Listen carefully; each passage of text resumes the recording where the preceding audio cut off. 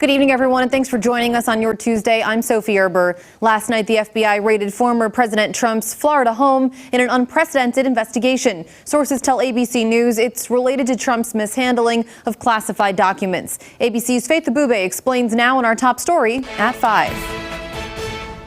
Tonight, outrage from right-wing groups and Trump-aligned Republicans after federal agents searched the former president's Mar-A-Lago residence in Florida. So I think every Republican believes that the FBI, when it comes to Trump and other organizations, have lost their mind. Some of Trump's online supporters going as far as threatening to wage a civil war, while elected officials are promising revenge on the Department of Justice and FBI.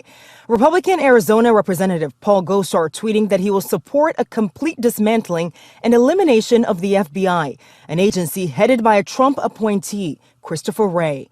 House Republican leader Kevin McCarthy adding that, quote, "When Republicans take back the House, we'll conduct immediate oversight of the Justice Department." The strong reaction from Trump allies coming after FBI agents executed a court-authorized search warrant at the former president's private residence. Trump, who wasn't present during the raid, claiming the agents broke into his safe. To have a warrant, you need justification, and that says that no one is above the law. Sources tell ABC News the unprecedented raid was part of an investigation into Trump's alleged mishandling of classified documents.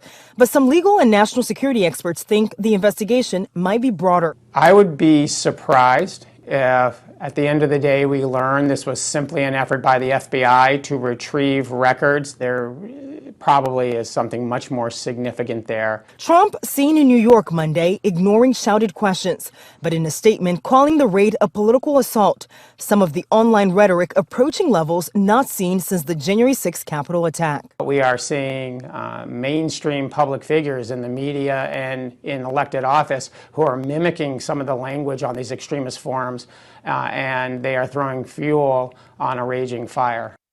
And we're told President Biden and the White House had no prior knowledge of this authorized search and that this wasn't the first time federal agents visited Trump's home. In Washington, Faith Abube, ABC News.